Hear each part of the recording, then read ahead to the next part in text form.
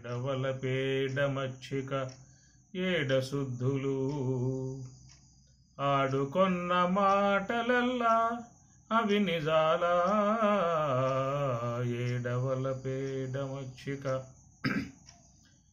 తొలుకారు మెరుపులు తోచిపోవుగాక నెలకొని మింట అవి నిలచినా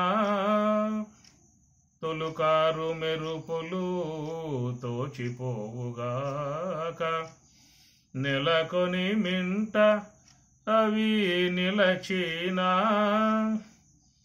పొలతుల వలపులు పొలసిపోవుగాక కలకాలం బవి నిలచినా కలకాలం బవి నిలచినా ఏడవల పేడమచ్చిక ఏడశుద్ధులు ఏడవల పేడ కలలోని సిరులెల్లా కనువూర్పులేగాక మెలకువ చూడ అవి మెరసినా కలలోని సిరులెల్లా కనువూర్పులేగాక మెలకువ చూడ అవి మెరసినా అలివేనులా మేలు ఆశపాటేగాక తలపు వెంకటపతి తగిలినా ఏడవల పేడమచ్చిక ఏడశుద్ధులు ఏడవల పేడమచ్చిక ఏడశుద్ధులు ధ్యానం నిర్విషయం మనః స్నానం మనోమలత్యాగం శౌచం ఇంద్రియ నిగ్రహ ధ్యానేన ఆత్మని పశ్యంతి ధ్యానము ద్వారానే ఆత్మ అనుభవాన్ని పొందాల్సి ఉంటుందనేటువంటిది మనకు శాస్త్రంలో చెబుతున్నటువంటి విధానము. చాలామందిలో సాధకులలో భక్తులలో ఉన్నటువంటి సందేహము, స్వామి మేము ధ్యానంలో కూర్చుంటూ ఉన్నాము, ధ్యానం కుదరటం లేదు, కుదిరేందుకు గల ఏమైనా ఉపాయాలు ఉన్నాయా అనేటువంటిది కూడా సందేహాలుగా ఉన్నటువంటి విషయం. ఇప్పుడు బోధ అనేది వింటున్నాము అని చెప్పనంటే వినేటువంటి బోధ అనే విషయంలో కూడా కొంచెం సులభముగా అర్థమయ్యేటువంటి విధానం ఉంటుంది. ఎంత తన్నుకులాడినా అర్థం కానటువంటి అంశము కూడా ఉంటుంది. ఒకవేళ అర్థం కాని అంశాలుంటే మళ్ళా చెప్పించుకోవచ్చు, అర్థం చేసుకోవచ్చు. కానీ ఇక్కడ ధ్యానము అనేటువంటి విధానము ఇక్కడ ఎవరు లేరేక బోధ అనే విషయంలో ఇద్దరు ఉంటారు, చెప్పేవాళ్ళు ఉంటారు, వినేవాళ్ళు ఉంటారు. ధ్యానం కాడకు వచ్చినప్పుడు అక్కడ ఎవరు ఉండరేక నువ్వు ఒక్కడవే ఉండే విధానం. కాబట్టి ఈ ధ్యానం యొక్క విషయంలో చాలా మందిలో ఉన్నటువంటి సందేహం, డౌటు, స్వామి ధ్యానం చేయాలంటే ఏం చేయాలి, ఎట్లా అది కుదిరే పరిస్థితిగా అని చెప్పనేమో ఉండటం లేదు. మరి ఇంకేమైనా ఉపాయాలు ఉన్నాయా అనేటువంటి విధానం ఇది చాలా మందిలో చేరి ఉన్నటువంటి సందేహము. అందుచేత ఎంత బోధ మనం విన్నప్పటికీ కూడా చివరికి సాధనయే శరణ్యం, సోహంభావ ధ్యానమే శరణ్యం. అది లేకుండా ఎంత బోధ ఇంటూ పోతూ ఉన్నా కానీ అది పుణ్యరూపకంగా మనసులో సంస్కారవంతంగా ఉంటుంది, కానీ స్వరూప అనుభవాన్ని పొందింపజేసే అవకాశం లేదు కదా. బోధ విన్నంత మాత్రముతో స్వరూప అవగాహన కలిగే విధానమే కానీ స్వరూప స్థితి అనేది పొందాలని చెప్పన్నట్లయితే మరి ధ్యానం శరణం గచ్చామి అది ధ్యానాన్ని శరణం వేడాల్సిందే, ధ్యానం చేయాల్సిందే. పరమాత్మ కూడా గీతలో అసంశయం మహాబాహో మనోదుర్నిగ్రహం చలం అనే మాట కూడా ఆయన కూడా ఒప్పుకున్నాడు. కృష్ణుడు కూడా చంచలం హి మనః కృష్ణ అని అర్జునుడు మొరబెట్టుకుంటే దాని పరమాత్మ సమాధానముగా అసంశయం మహాబాహో మనోదుర్నిగ్రహం చలం అని ఆయన కూడా ఒప్పుకున్నాడు కదా. అర్జున సంశయం లేదయ్యా, ఈ మనస్సు అనేది పోయే మాట వాస్తవమో. మనో దుర్నిగ్రహం అని కూడా పాదం వాడాడు. మనో నిగ్రహం అంటే కొంచెం వరకు మనకి ఊరటగా ఉండేది. దుర్నిగ్రహం, మనో దుర్నిగ్రహం, చంచలం అయిపోయేటువంటి మనస్సుని నిగ్రహించే విషయం అనేటువంటిది నిగ్రహం, దుర్నిగ్రహం కొంచెం చాలా కష్టంతో కూడి ఉన్న విధానము అని మరి వాళ్ళు కూడా అంగీకరిస్తున్న విషయం. అంటే మనలో ఉన్న డౌటు క్లారిటీ కావటానికి చెప్పుకుంటున్నటువంటి అంశం అన్నమాట. ఎందుకు అలా అని చెప్పానంటే వాళ్ళు కూడా ఈ విషయంలో మరి చెప్పే విషయం కొంచెం కష్టంతో కూడి ఉన్న విధానమే అనేదిగా మరి దేవదేవుడగు కృష్ణ పరమాత్మ అంటే మహానుభావుడే సర్టిఫికేట్ ఇస్తూ ఉన్నాడు. దుర్నిగ్రహం చలం అని చెప్పి. అసంశయం మహాబాహో, సంశయం లేదయ్యా, మనసు పోతుందని చెప్పి అన్నావు కదా, ఆ విషయంలో ఎలాంటి సంశయం లేదు అనే మాట ఒప్పుకున్నాడు. ఇంకా క్లేశోధికతరస్తేషాం అవ్యక్త ఆసక్త చేతసాం. అవ్యక్తము అంటే ఇంద్రియ గోచరము కానటువంటి అని అర్థం. ఇంద్రియ గోచరం కాకుండా ఈ విశ్వంలో ఏదైనా ఉన్నదా అంటే దాన్ని పారమార్థికముకు బ్రహ్మమే. అది పారమార్థికముకు బ్రహ్మము కాక మిగతావన్నీ కూడా ఇంద్రియ గోచరం అయ్యేటువంటియే. ఎందుకు? పారమార్థికము కానిది వ్యావహారికం కాబట్టి. రెండే ఉన్నాయి కదా, వ్యావహారికము పారమార్థికము అని చెప్పని. కాబట్టి వ్యావహారికము అంటే పంచభూతాత్మికం, ఇది వ్యావహారికం. పంచభూతములలో చేరనిది అది పారమార్థికం. పర అంటే వేరు. అందువల్ల పంచభూతముల సంబంధ అంశములు ఇంద్రియాల గోచరించే విధానాలుగా ఉన్నాయి. అందుచేత మరి అవ్యక్తము అనేటువంటి మాట ఈ వ్యావహారిక విశ్వమునందు చెప్పే అవకాశం లేదు. ఎన్ని వ్యక్తమయ్యే విధానాలే ఎంత సూక్ష్మములుగా ఉన్నప్పటికీ కూడా ఇంద్రియాలకు లోకువే అదన్నమాట. అణువులు అంటాం, పరమాణువులు అంటాం, ఇంకేవో చిన్నగా సూక్ష్మములుగా చెప్పేటువంటివన్నీ కూడా ఇంద్రియాల గోచరించిన విధానమే. ఎవరైతే మైక్రోస్కోపులు లాంటివి పెట్టుకుంటారో వాళ్ళు ఎంతో సూక్ష్మముగా ఉన్నటువంటి వాటిని కూడా చూడగలిగే విధానం ఏర్పడుతుంది. ఈ గ్రహ మండలాలు ఎక్కడెక్కడో ఎంతో కొన్ని లక్షల కోట్ల దూరములలో ఉన్నటువంటి గ్రహ మండలాలను కూడా మరి కన్ను చూడగలుగుతుంది. ఎందుకని చెప్పానంటే ఆ సామర్థ్యాన్ని పెంచినప్పుడు ఆ మైక్రోస్కోప్ అని చెప్పి అంటారు కదా, టెలిస్కోప్ అని చెప్పేసి అని అలాంటి పెట్టినప్పుడు ఇంకా ఈ విశ్వ గర్భాలలో ఎక్కడెక్కడో ఇంకా లక్షల కోట్ల దూరాలలో ఉన్నటువంటివన్నిటిని కూడా చూడగలిగేటువంటి విధానం, ఆ చూపు అక్కడ దాకా పోగలుగుతుంది. కొన్ని లక్షల కోట్ల దూరములో ఉన్నటువంటి వాటి దగ్గరికి కూడా మన చూపు అనేది ప్రసరిస్తుంది. వాటిని కూడా చూడగలిగే విధానం ఏర్పడుతుంది. కనుక ఎంత లెక్క ప్రసరించినా కానీ కనపడకుండా ఉన్నటువంటిది ఏంటంటే బ్రహ్మం. ఎందుకంటే ఇంద్రియ గోచరం అయ్యే వస్తువు కాదు కాబట్టి. అందుచేత అవ్యక్త ఆసక్త చేతసాం అని ప్రకరణ స్వామి చెబుతూ ఉన్నారు. అందువల్ల ఈ లోకంలో నిర్గుణ మార్గంలో పయనించేటువంటి వారు, మోక్షాన్ని అపేక్షించినటువంటి వారు, బ్రాహ్మీ అనుభవాన్ని పొందాలని అపేక్ష ఉన్నటువంటి వారందరూ కూడా వాళ్ళు అవ్యక్త ఉపాసకులు అని మనం చెప్పాల్సి వస్తుంది. అవ్యక్త ఆసక్త చేతసాం, అవ్యక్త ఉపాసకులు అని అర్థం. సాధారణ లోకంలో అందరూ కూడా ఉపాసకులు ఉన్నారు. ఎవరెవరి ఇష్ట దైవాలను ఆరాధించే విధానములో ఇలవేలుపులుగా ఇష్ట దైవములుగా ఉన్నటువంటి విధానములో ఆలయాలలో కానీ ఇంట్లో కానీ ముఖ్యమైన సందర్భాలలో కానీ అట్లాగా ఆరాధించుకునే విధానం అంతా కూడా ఉంటుంది. అది కేవలం ఒక మరి సాకార పూజ, ప్రతీకోపాసన అని చెప్పి అంటారు దాన్ని. అహంగ్రహోపాసన అని ఒకటి, ప్రతీకోపాసన అని ఒకటి ఉన్నది. ఇది మనం చేసేదంతా కూడా అహంగ్రహోపాసన. ఈ మామూలుగా బయట ఉన్న దేవతలని ఆరాధించే విధానం ప్రతీకోపాసన. ప్రతీక అంటే ఒక చెంబలు పెట్టుకుంటాం కాబట్టి ప్రతీకోపాసన అని చెప్పని అంటారు.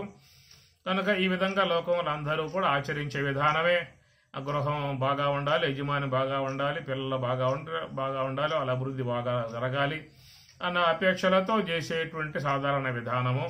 రెండవది అహంగ్రహోపాసన. దాన్ని బ్రాహ్మి అనుభవాన్ని పొందటానికై చేసేటువంటి ఉపాసన. దీని విషయంగా వచ్చినప్పుడు మనకి శాస్త్రాలలో చెప్తున్నటువంటి మాట కొంచెం ప్రయాసతో చేరి ఉన్న విధానము అనేదిగానే చెబుతూ ఉన్నారు. అనుకోగానే వచ్చి పడేదేం కాదు, కొంత ప్రయాస చేయాలి, సాధన చేయాలి. ఎందుకు ఈ విధంగా ప్రయాస అనే మాట వాడుతున్నాము?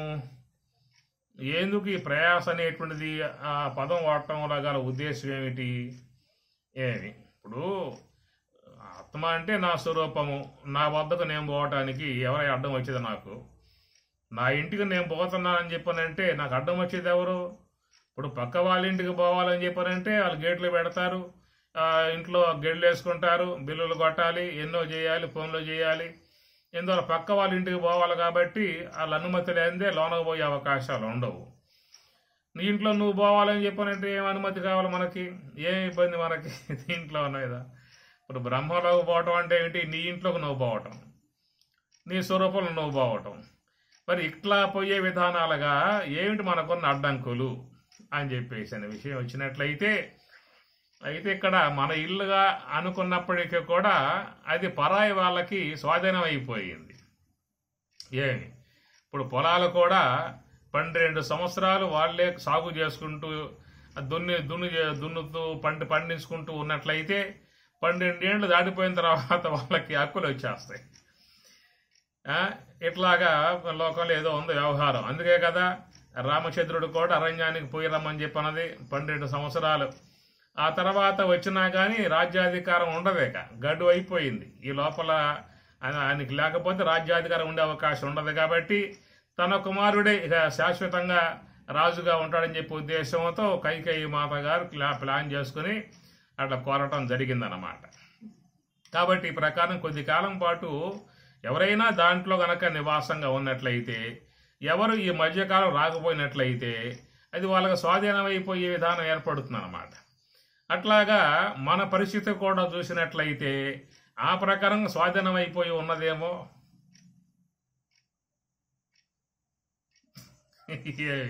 మనం ఇంతకాలం పట్టించుకోవాలా, మరి ఏనాడు దాని వైపుకు చూసింది లేదు, దాని గురించి మనం ఏ ఆలోచన చేసింది లేదు.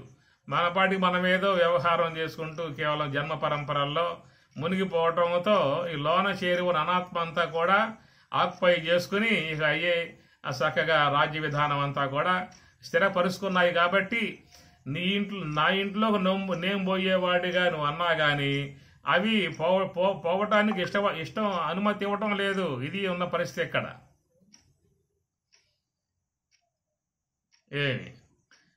ఇది ప్రతి ఒక్కరి విషయంలో కూడా ఎదురై ఉన్నటువంటి సమస్య. వాస్తవికంగా చూసినట్లయితే నీ స్వరూపమే కదా బ్రహ్మం. అంటే నీకంటే వేరుగా ఉందా? నీకంటే వేరుగా లేదుగా, బ్రహ్మమే నీవుగా. బ్రహ్మంగారే ఉన్నారు, నేనే బ్రహ్మమురా పామరులారా నేనే బ్రహ్మమురా అని బ్రహ్మంగారు చెప్పిన మాట. మనం చెప్పకూడదా? నేనే బ్రహ్మమురా చెప్పని మనం చెప్పకూడదా? నువ్వు బ్రహ్మమేక, సర్వశాస్త్రాలు చెబుతున్న విషయం నువ్వు బ్రహ్మమేక. నత్వేవాహం జాతనాసం నత్వం నేమే జనాధిపాహ నచైవ నభవిష్యామః సర్వే వయం వతః పరం త్వం నీవు అహం నేను అందరం కూడా బ్రహ్మమేనయ్యా అని స్వామి చెప్పిన మాట గీతలో. కాబట్టి ఈ ప్రకారంగా మా కృష్ణ భగవానుల వారు నేను బ్రహ్మమే, నువ్వు బ్రహ్మమే, అందరూ బ్రహ్మమే అని చెప్పనేటువంటి మాట. ఈ శాస్త్రంలో అన్ని చోట్ల ఉపనిషత్తుల్లో భగవద్గీతలో వచ్చేటువంటి మాట ఇదే. మరి అయినప్పుడు మరి ఎట్లా నేను నా వద్దకు పోవాలంటే, నా ఇంట్లోకి పోవాలంటే నన్ను అటకాయిస్తూ ఉన్నారే, నన్ను అడ్డుకుంటూ ఉన్నారే, బయటకు తోసేస్తూ ఉన్నారే. ఉందా ఇది పరిస్థితి మీకు? కొంతమందికి ఉందా? మీలో అందరికీ ఉందా? ఇప్పుడు నా ఇంట్లోకి నేను, నా స్వరూపంలోకి నేను, నా స్వస్థలంలోకి నేను పోవటానికి మీ అనుమతి ఏమిటయ్యా? అసలు మీరెవరు అనే విధానంగా మనం వస్తే అవి అంటున్నాయి. అసలు నువ్వెవరు? వాళ్ళు నువ్వు కొత్తగా వచ్చి ఇప్పుడు మాట్లాడుతూ ఉన్నావు. ఇంతకాలం మేము రాజ్యం ఏలుకుంటూ ఉంటే, మా హక్కు బొక్కమై ఉంటే, మా స్వాధీనాలు ఎంతకాలంగా ఉంది చెప్పండి? 5 ఏండ్ల, 6 ఏండ్ల, 10 ఏండ్ల? ఎప్పటి నుంచో చెప్పే అవకాశం కదా, అనాదిగా. అనాదిగా ఈ విధంగా ఎప్పుడు ఆరంభమయ్యిందో వాటి యొక్క రాజ్యం చెప్పే అవకాశం లేదు. ఊర్ధ్వమూలం అధశాఖం అశ్వత్థం ప్రాహు అవ్యయం ఛందాంసి యస్య పర్ణాని యస్తం వేద స వేదవితో అసంగశస్త్రేణ దృఢేన చిత్వా. ఈ పదాలు వాడటం కారణం ఏంటంటే, అది బాగా ఆ రాజ్య విధానంలో వాళ్ళందరూ కూడా పాతుకుపోయారు, స్థిరపడ్డారు, స్వాధీనం చేసుకున్నారు. మేమే ఇంకెవరు ఇక్కడ ఎవరు లేరనే విధానముగా. అట్లా మనలో అనాత్మ రాజ్యం అనేది కొనసాగుతూ ఉన్నది. చెప్పుకోవచ్చా? లేకపోతే మాలో ఆత్మరాజ్యమే ఉందండి అనే అవకాశాలు ఏమైనా ఉన్నాయా? కాబట్టి మాలో ఆత్మరాజ్యమే ఉన్నది అనే మాట ఎవరైనా చెప్పితే వాళ్ళు ఎంతో పోరాటం చేసి సాధించుకున్నటువంటి వాళ్ళుగా మనం భావించాల్సి ఉంటుంది. వాళ్ళు ఎంతో కాలం పోరాటం చేసిన మహావీరులు, యోధులు. ఎంతో కాలం పోరాటం చేయగా చివరికి వాళ్ళ యొక్క రాజ్యం వాళ్ళకి చేజిక్కించబడింది. ఏమి పాండవులకు వాళ్ళ రాజ్యం వాళ్ళకి రావటానికి వాళ్ళకి వయసు 80వ సంవత్సరం. అప్పటికి వాళ్ళు యుద్ధం చేసి సింహాసనం అధిష్ఠించిన రోజున ధర్మరాజుల వారి యొక్క వయసు 80వ సంవత్సరం. 80 ఏండ్లుగా వాళ్ళని దరికి కొడతానే ఉన్నారు, లక్క ఇంట్లో పెట్టి తగలబెట్టడానికి. అనేక రకాలుగా వాళ్ళని తిప్పలు పెట్టి వారణావతంలో పంపించి అక్కడ కాల్చాలని చెప్పేసరి ఇట్లాగా జోదంలో ఓడించి పంపించడం కానీ రానివ్వట్లేదు. రానివ్వకుండా బేటి నెట్టేసేసి అట్లా చేసుకుంటూ పోతే చివరికి కృష్ణ పరమాత్మ కృపానుగ్రహంతో మరి వాళ్ళని జయించి చివరికి వాళ్ళు తమ యొక్క రాజ్యాన్ని సంపాదించుకోవడం జరిగింది. 80 సంవత్సరాలుగా చేసినటువంటి పోరాటం అది వాళ్ళ సంగతి. ఇక మన విషయంగా వచ్చినట్లయితే కొన్ని లక్షల యుగాల నుంచి అనాత్మ రాజ్యమే కొనసాగుతూ ఉన్నది. మనం అజ్ఞానపు రాజ్యము, అనాత్మ రాజ్యము, ఇంద్రియాల రాజ్యము, సంస్కారముల రాజ్యము, మూలా విద్య రాజ్యమే ప్రతి ఒక్క వ్యక్తిలో కూడా ఉన్నటువంటి విధానం. కాబట్టి మరి దాని విషయంలో కృష్ణ పరమాత్మ కూడా చెప్పింది, అయ్యా అసంశయం మహాబాహో మనోదుర్నిగ్రహం చలం. మనోదుర్నిగ్రహం చలం, దాని చలం, ఆ చలత్వమును జయించటం అంటే దుర్నిగ్రహం అనే మాటలు ఏవో వాడటం జరిగింది అక్కడ.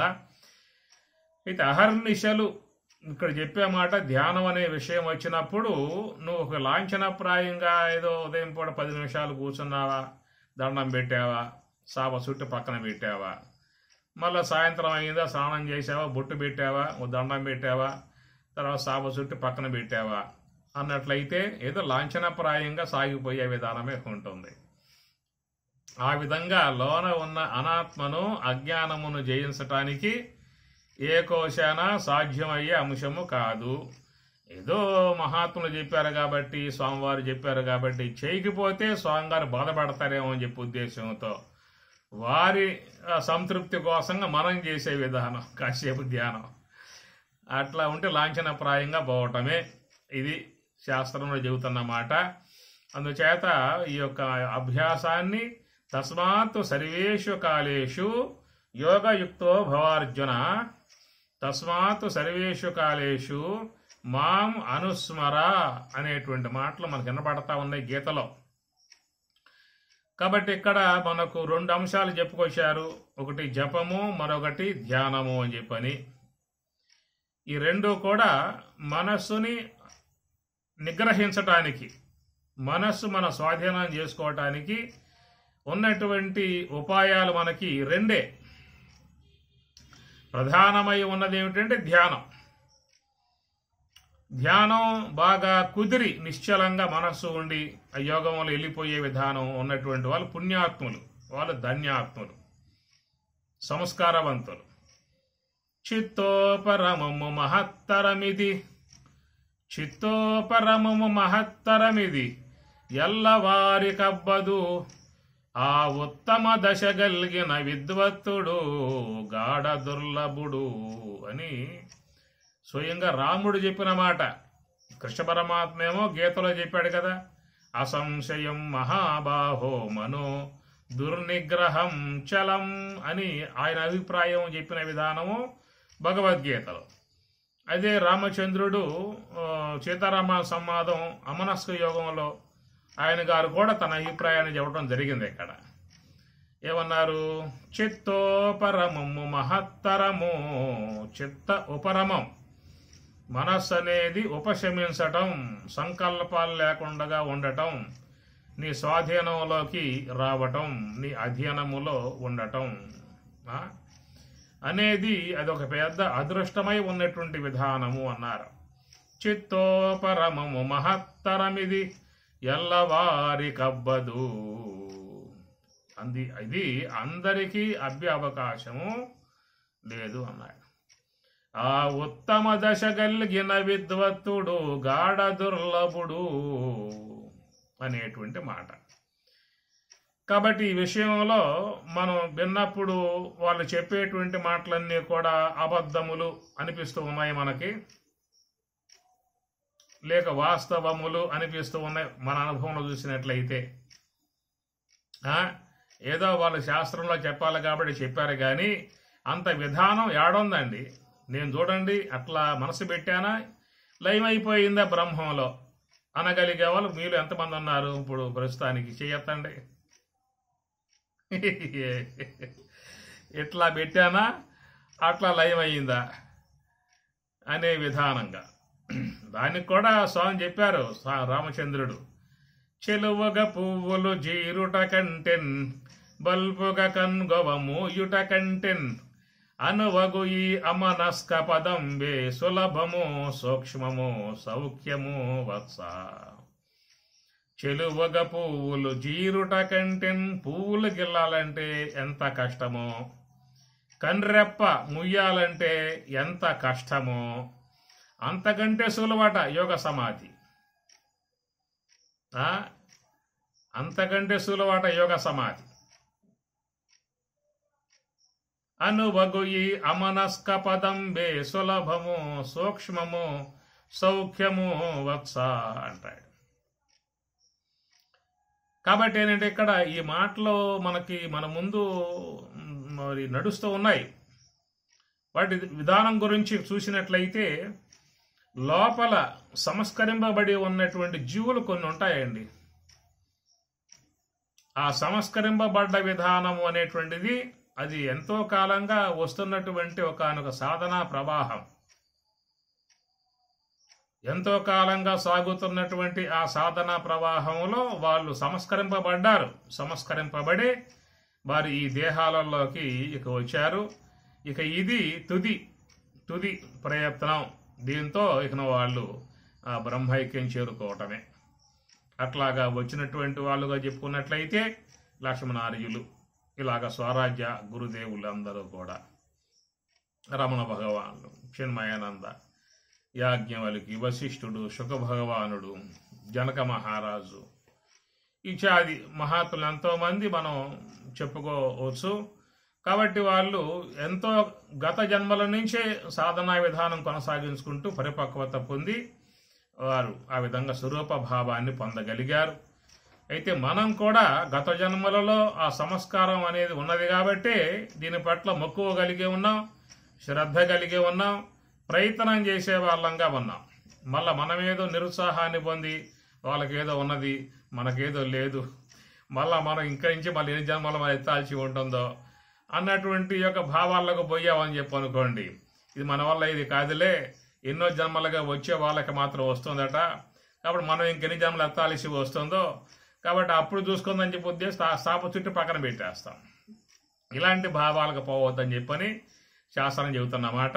కర్మణ్యేవాధికారస్తే మా ఫలేషు కదాచన. కర్మణి ఏవ అధికార, ఇది శాస్త్రం చెప్పి గీత చెప్పే మాట. కర్మణి ఏవ అధికార. కనుక స్వామివారు మనకి ఏ యొక్క మార్గాన్ని ప్రసాదించాడో ఆ మార్గంలో మనం ఉండటమే మన యొక్క బాధ్యత, మన యొక్క కర్తవ్యం. అంతవరకే. కరవని ఏవ అధికారహతే మా ఫలేషు కదాచన. కనుక నాకు ఇక బ్రహ్మానుభవం కలగలేదే, స్వరూపానుభవం కలగలేదే, యోగ సమాధి నాకు రాలేదే అనేటువంటి ఫలితం మీద దృష్టి పెట్టుకోమాక నువ్వు కేవలం స్వామి చెప్పినటువంటి ఆ హంస యొక్క సూటి మార్గంలో మాత్రమే ఉండేటువంటి విధానం చెయ్యాల్సి ఉంటుంది అనేటువంటిది. ఆ చేసే విధానం కూడా ఎట్లా అని చెప్పానంటే చెప్పింది గీతలో, తస్మాత్ సర్వేషు కాలేషు యోగయుక్తో భవార్జున. ఎప్పుడెప్పుడు మనకు సమయం ఉంటుందో అప్పుడప్పుడల్లా కూడా మరి ఈ ధ్యానం చేసే విధానాన్ని మనం అలవాటు చేసుకోవాల్సి ఉంటుంది.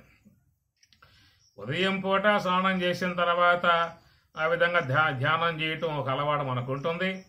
అట్లనే సాయంత్రం అయిన తర్వాత మరి స్నానం చేసిన తర్వాత కొంచెం సేపు ధ్యానం చేసే అలవాటు కూడా ఉంటుంది. ఈ 2 సమయాలలో ధ్యానం చేసే విధానం లాంటిది పెట్టుకోవడం కూడా చాలా మంచిది. అది కాకుండా మధ్యలో మనకి ఏ సమయాలైతే అవకాశాలుగా ఉంటాయో అవన్నీ కూడా మనం వినియోగింపజేసుకునే విధానంలో పయనించాల్సి ఉంటుంది. అది అందుచేత తస్మాత్ సర్వేషు కాలేషు యోగయుక్తో భవార్జున. చాలామంది ఉన్నారు, కొంతమంది యోగులు ఉంటారు, వాళ్ళు ఎప్పుడూ కూడా వ్యవహారం ఉంటే చూసుకుంటారు, వ్యవహారాన్ని కుండుపడేదే ఉండదు. వ్యవహారమే. ఏ వ్యవహారం లేనప్పుడు ఏ సమయం అయితే ఉంటుందో ఆ సమయంలో ధ్యాన విధానాన్ని పెట్టుకోవటం. ఇప్పుడు అయ్యగారులు షాపుకి వెళ్తారు, ఆఫీస్కి వెళ్తారు, ఇంట్లో అమ్మగారులు ఉంటారు, ఇంట్లో మరి వంట చేయాలి, అన్నీ చేయాలి, వంటలు అయిపోయాయి, యజమాని ఇంకా రావటం గంట టైం ఉంటుంది. ఆ గంట టైంలో మనం దాన్ని వాడుకోవచ్చు. అమ్మగారులు టీవీ ముందేసుకుంటే మాత్రం గోయిందా, అది కాస్త ఉట్టెక్కి కూసుకుంటుంది. ఇట్లా మనకి సమయములు పరమేశ్వరుడు ఇస్తాడు. మధ్యలో కొంత సమయాలు మనకి పరమేశ్వరుడు ఇస్తాడు. కనుక ఆ సమయములో కూడా మనం ధ్యానంలో వాడుకున్నట్లయితే దానివల్ల మనస్సు బాగా పరిపక్వం అవుతుంది. దాంట్లో ఉన్న అనాత్మ అంతా కూడా, అజ్ఞానం అంతా కూడా తొలగిపోతుంది. కాబట్టి ఏంటంటే మనస్సులో ఉన్న సంస్కారములు అవి తొలగందే నిశ్చలమయ్యే అవకాశం ఉండదు. కాబట్టి మనస్సులో ఉన్న సంస్కారములు కడగాలంటే ఏం చేయాలి? ఇప్పుడు దేహాన్ని కడగాలంటే నీటితో శుద్ధం చేస్తాం, పాత్రలు తోమాలంటే నీటితో శుభ్రం చేస్తాం, గృహం శుద్ధం చేసుకోవాలంటే నీటితో శుభ్రం చేస్తాం, వస్త్రాలు శుద్ధం కావాలంటే నీటి ద్వారా శుద్ధం చేస్తాం. ఇట్లాగా శుద్ధం చేసుకోవటానికి అనేక విధానాలు లోకంలో ఉన్నాయి. అంత తేలిగ్గా శుద్ధం కాకపోతే ఇంకా ఏరియల్ పౌడరు, రిన్ పౌడరు ఇలాంటి కొన్ని కూడా పడేసి బాగా ఉడకబెట్టి కూడా మరకలు అయ్యి పోగొట్టుకునే ప్రయత్నం చేస్తూ ఉంటాం. ఇట్లా లోహముల యందు మాలిన్యం ఉన్నట్లయితే అగ్ని సంస్కారం పుటం వేసి దాని ద్వారా పోగొట్టుకునే విధానం ఉంటుంది. మరి మనస్సులో చేరిపోయి ఉన్న ఈ సంస్కారములు అనేటువంటివన్నీ కూడా కడగాలని చెప్పనంటే దానికి ఏం పౌడర్ వాడతామో, ఏ సబ్బులు వాడే అవకాశాలు ఉన్నాయి. ఏమన్నా షాపుల్లో అమ్మకానికి వస్తే అలాంటివి కూడా మనస్సులో ఉన్న మాలిన్యములు కడుక్కోవటానికై సులభముగా ఉన్నటువంటి సదుపాయములు అనేటువంటి ఏమన్నా వస్తే కొనుక్కోవచ్చు. మనం కూడా అలాంటి వాషింగ్ మిషన్లు కానీ మనసును శుద్ధం చేసేటువంటి ప్రక్రియ విధానాలుగా లోకంలో ఇంకెవరో కూడా నిర్మాణం చేసినట్లు లేదు. దానికి ఏమిటంటే ఏకైక మార్గం స్వామివారు చూపించినటువంటి హంస యొక్క సూటి, శ్వాస యొక్క సూటి. ఆ శ్వాస అనబడేది మాత్రమే మనసులో ఉన్నటువంటి మాలిన్యాలని తొలగింపజేసే విధానం ఏర్పడుతుంది. అది తప్త కాంచన పుష్ప సన్నిబంబై అన్నారు కదా. తప్త అంటే పుటం వేయబడిన, కాంచనం అంటే బంగారం. ఇది సీతారామాంజనేయులో సీతమ్మ వారు చక్కగా చెప్పినటువంటి మాట. ఎందువల్ల సీతమ్మ వారు చెప్పటం అని చెప్పనంటే, ఆ సీతమ్మ వారు జనించింది జనకుని యొక్క వంశంలో, జనక మహారాజు వంశంలో జనించింది. జనక మహారాజు మహాయోగి, జ్ఞాని, యోగ మార్గంలో పయనించే ఉన్న విధానం కాబట్టి ఆయన కుమార్తెగా పెరిగింది కనుక జనకుని యొక్క ఆ సాధన అంశాన్ని కూడా అమ్మగారు అధ్యయనం చేసి ఉండవచ్చు. అందుచేత అమ్మవారు చెప్పే మాట, తప్త కాంచన పుష్ప సన్నిబంబై. ఏ ప్రకారముగా మనసుని ఆ బంగారంలో ఉన్నటువంటి యొక్క మాలిన్యాన్ని పోగొట్టుకోవడానికి ఎట్లా పుటం వేసి బంగారంలో మాలిన్యాన్ని పోగొట్టుకుంటూ ఉన్నామో, అట్లాగా మనసు అనేటువంటిది కూడా ఈ హంస యొక్క ఆశ్రయంలో ధ్యానములో పెట్టినప్పుడు ఆ మనస్సులో చేరి ఉన్న అనాత్మ సంబంధమై ఉన్న సంస్కారాలన్నీ కూడా తొలగిపోతాయి అని అర్థం. అందువల్ల మనస్సు శుద్ధమైనట్లయితే నిశ్చలమవుతుంది. దాన్ని ఏమన్నారు? నిర్మలము నిశ్చలము అన్నారు. నిర్మలము అని చెప్పనంటే మనస్సులో ఉన్న మాలిన్యం పోవాలి, అది నిర్మలము అంటారు. మలము నిర్మలం. ఏమిటా మలం? మలదోషం. ఈ ప్రాపంచిక సంబంధ అనాత్మ సంబంధ కర్మలన్నీ కూడా మన మనస్సులో వచ్చి పడ్డాయి కదా. లోకంలో మనం అనేకం చేస్తూ ఉన్నాం, అనేక కార్యములు చేస్తూ ఉన్నాం. అనేక కార్యముల ద్వారా మనసు లోపలికి ఆ యొక్క దుమ్మంతా వచ్చి పడతా ఉన్నది. ఇప్పుడు మీరు ఉన్నారు, ఏదో ఫంక్షన్, ముఖ్యమైనటువంటి వారు తప్పనిసరిగా పోవాలి.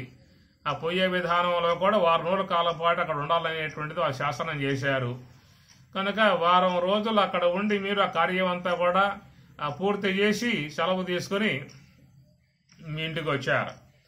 ఇంటికి వచ్చి తలుపు తీస్తే ఆ ఇంట్లో మరి అడుగులు వేస్తే మరి దుమ్మంతా కూడా పేరుకుపోయి ఉన్నది. ఎట్లా వచ్చింది దుమ్మంతా? కిటికీలు మూసేశారు, ద్వారాలు మూసేశారు.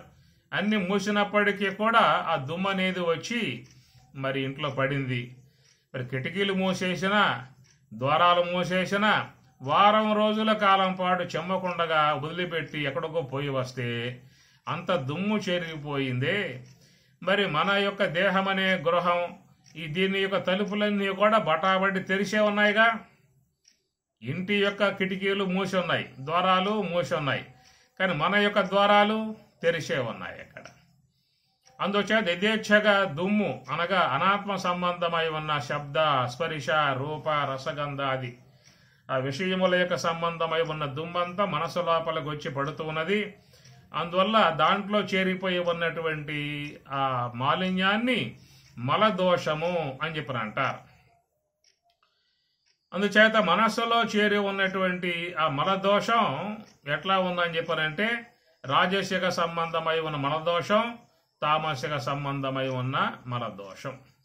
రాజసిక సంబంధ సంస్కారములు, తామసిక సంబంధమై ఉన్న సంస్కారములు, ఇవే ఎక్కువగా మన మనసులోకి చేరుతూ ఉంటాయి. ఇప్పుడు సాత్విక సంబంధ సంస్కారములు అని చెప్పానంటే అది కేవలం దైవీ సంబంధమై ఉండి ఆశ్రమవాసులై ఉండి గురుసేవలో ఉండి ఎలాంటి యొక్క వ్యావహారిక విధానాలు పెద్దగా లేకుండా మరి మహాత్మ దగ్గర కూర్చుని నిరంతరంగా సాధన శ్రవణాలు చేసుకుంటూ ఆశ్రమ జీవితం జీవిస్తూ ఉన్నట్లయితే వాళ్ళల్లో సాత్విక సంస్కారం బాగా వచ్చే అవకాశం ఉంటుంది.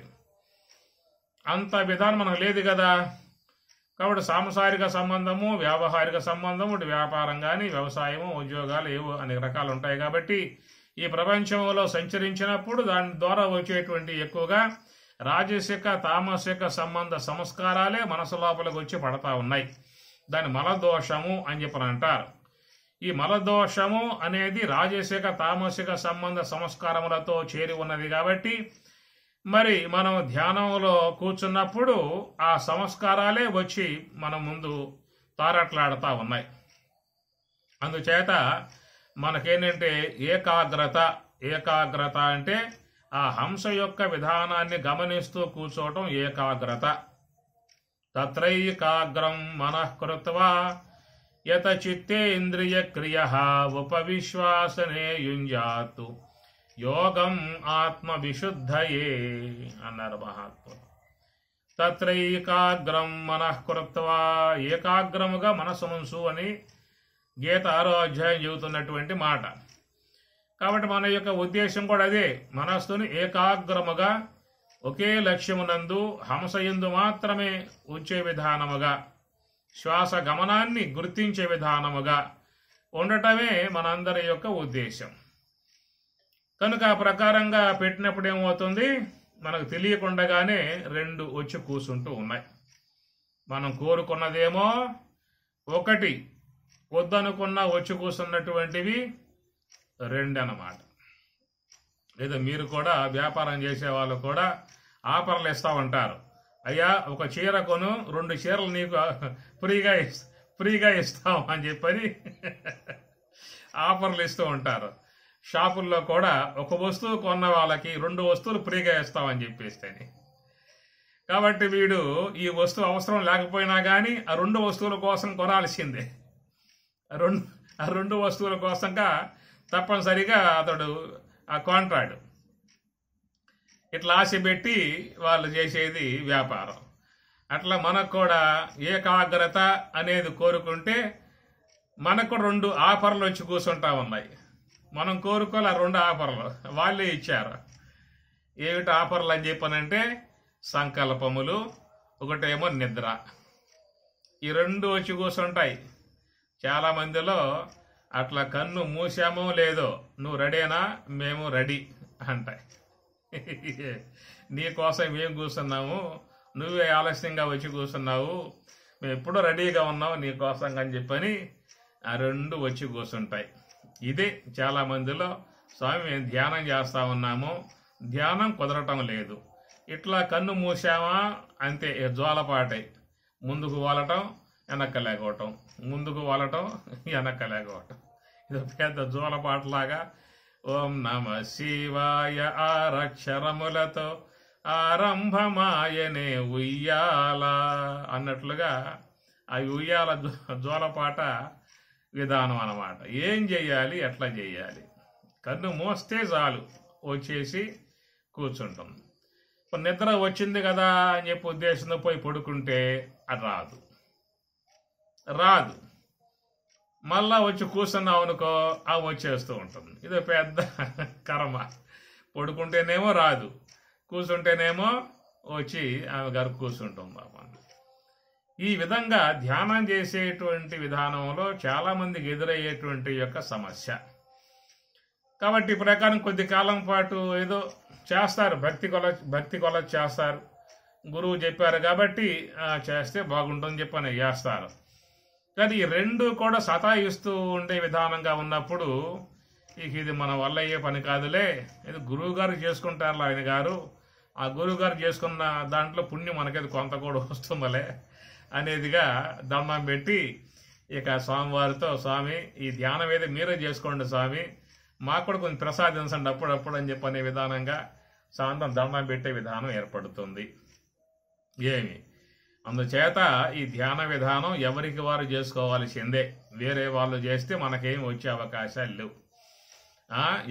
ఎవరు చేసుకున్నది వాళ్ళకే, చేసుకున్న వాళ్ళకి చేసుకున్నంత మహదేవా అని చెప్పనే విషయంగా చెప్పుకొచ్చారు. అందువల్ల పరమాత్మ గీతలో కూడా ఉద్ధరేదాత్మనాత్మానం ఆత్మానం అవసాదయేతు ఆత్మైవ హ్యాత్మనో బంధు ఆత్మైవ రిపురాత్మనః. ఉద్ధరేత్ ఆత్మన ఆత్మానం, ఎవరిని వారే ఉద్ధరింపజేసుకోవాలి తప్ప ఎవరు ఉద్ధరించే విధానాలు అనేటువంటివి ఏం ఉండదని చెప్పనేటువంటి మాట. ఇది ఆత్మ యొక్క స్థితిని పొందేటువంటి విధానములో, భగవన్ మార్గంలో పోయే విధానములు ఉన్నటువంటి విధానం. కాబట్టి ఇక్కడ మరి ఈ సమస్యను మేము అధిగమించడానికి ఏమన్నా ఉపాయాలు ఉన్నాయా? ఇది ఇంతవరకు మనం విషయం చెప్పుకున్నాము. సమస్య అంటారా, ఎదురుగా ప్రత్యక్షంగా ఎదురుగా ఉన్నది. మరి ఏం చేయాలి? దండం పెట్టి వైదొలిగి ఇకన పక్క వెళ్ళిపోవాలా, లేదా ఎట్లాగే ఈ ధ్యాన అంశాన్ని కొనసాగించుకోవాలా అనే విషయం వచ్చినప్పుడు మరి మహాత్ములు కొన్ని ఉపాయాలు కూడా చెప్పటం జరిగింది. పరమాత్మ గీతలో కూడా ఉపాయత అనే పదం వాడతారు. ఏమి ఉపాయత? అసంశయం ఏం చెప్తారు? అసంయతాత్మనాయోగ దుష్ప్రాప ఇతి మే మతి వశ్య ఆత్మయతత శక్య ఆప్తం ఉపాయత అంటాడు. ఉపాయత అంటే ఉపాయం అంటే ఏదో ఒక ఉపాయాన్ని అవలంబించైనా ముందుకు పోయే ప్రయత్నం చేయాలి, కానీ వెనకపోయే ప్రయత్నం మాత్రం చెయ్యకూడదు. అది మానివేసే విధానం మాత్రం చెయ్యకూడదు. మానేశామనుకో మళ్ళా మామూలే, మళ్ళీ భవసాగరంలో ఇదే విధానం ఏర్పడుతుంది. కనుక చేసే అవకాశం మనకు వచ్చింది. ఇప్పుడు మానవ దేహం వచ్చింది కాబట్టి అవకాశం అనేది వచ్చింది. ఒక అంశం. లోకంలో మానవ దేహం వచ్చినటువంటి వాళ్ళందరికీ ఉన్నదా?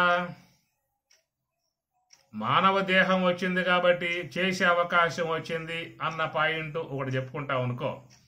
ఇతర లోకంలో ఎంతో మంది మానవ దేహం ధరించే ఉన్నారు. అందరికీ అవకాశం ఉందా? వాళ్ళకి లేదు.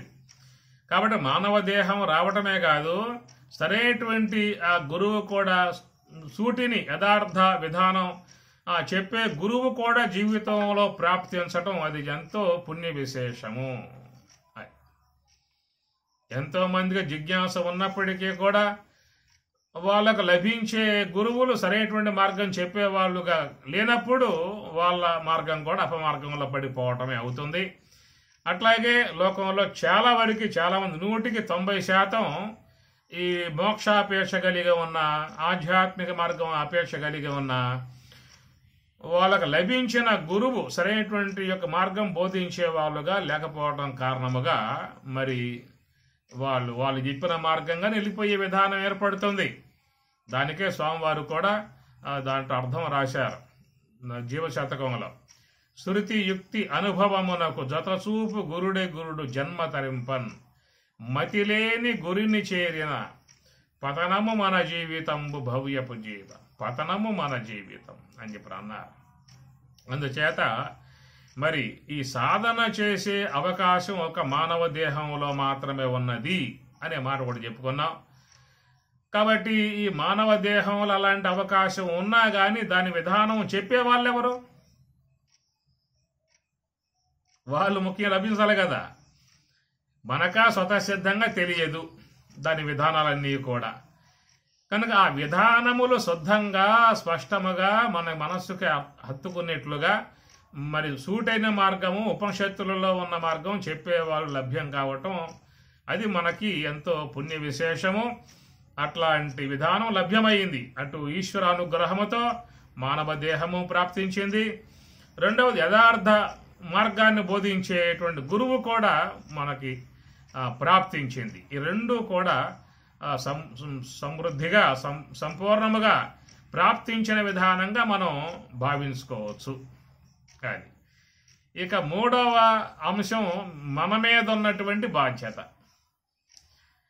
లభించిన మరి ఈశ్వరానుగ్రహం గల మానవ దేహము, లభించిన గురువు అనుగ్రహం గల సూటి, ఈ రెండు లభ్యమైనప్పుడు మరి మనం శ్రద్ధ ఎంతవరకు వహిస్తూ ఉన్నటువంటిది. ఇక్కడ మూడో పాయింట్ కాడ మనం మరి ఫెయిల్ అయిపోవటమా పాస్ అవ్వటమా అనేది ఇప్పుడు మన యొక్క పక్షంలో ఉన్నది. రెండు పక్షములు కూడా సమర్థవంతముగా నిర్వర్తింపబడ్డాయి. అన్ని అనుకూలాలుగా ఉన్నటువంటి విధానములో సర్వేశ్వరుడు జీవితం, మానవ జీవితం తగు వనరులు సమకూర్చే తగు వనరులు కూడా ఉండేటువంటి విధానం. కొంతమంది మానవ దేహం వచ్చినా కానీ తగు వనరులు లేక ఏ పూట కాపూట కష్టపడి చేసుకుని జీవించే జీవన విధానం ఉన్నటువంటి వాళ్ళు ఉన్నదే. వాళ్ళకు కొంచెం కష్ట విధానం ఉంటుంది. ఉదయం లేచింది పరుగులు తీసి మరి వనరుల కోసంగా మరి గృహ పోషణార్థమై ఉండేటువంటి వాటి కోసంగా పోయేటువంటి వాళ్ళుగా ఉన్నటువంటి వారు సమగ్రంగా సమయం అంతా కేటాయించే అవకాశం లేదు. అందుచేత ఈశ్వరానుగ్రహముతో మానవ దేహం ప్రాప్తించడమే కాకుండా అదే ఈశ్వరానుగ్రహముతో పుష్కలముగా ఎలాంటి విధానంగా ఇబ్బందులు లేకుండా ఉండేటువంటి సదుపాయాలు కూడా ఉన్న విధానాన్ని పొంది ఉండటం కూడా ఆ ఈశ్వరునికి అనుగ్రహంగా భావించినప్పుడు అది ప్రాప్తించిన విధానములో సరైనటువంటి ఒక సూటిని యథార్థ బోధను అందించే గురువు కూడా లభ్యం కావడం రెండో పక్షంగా ఉన్నటువంటిది. అది కూడా సమర్థవంతముగా సంపూర్ణముగా ప్రాప్తించిన విధానము, సందేహం లేదు. ఈ రెండు కూడా సమృద్ధిగా ఉన్నప్పుడు మూడవది ఇక నీ ప్రయత్నమే ఇక్కడ ప్రధానంగా ఉన్నటువంటిది. మరి ఈ నీ ప్రయత్నం కాడ ఏమవుతుందని చెప్పానంటే, స్వామి నాకు చేసే ఉద్దేశం అయితే ఉన్నది కానీ నేను ముందుకు పోలేకపోతున్నాను, ఒక అడుగు కూడా ముందుకెళ్ళలేకపోతున్నాను. ఇది మన ముందు ఉన్నటువంటి ఒక సమస్య అన్నమాట. దానికి పరమాత్మ గీతలో కానీ ఇతర శాస్త్రాల్లో కానీ అందరూ దీన్ని ఒప్పుకున్నారు. అసంశయం మహాబాహో మనోదుర్నిగ్రహం.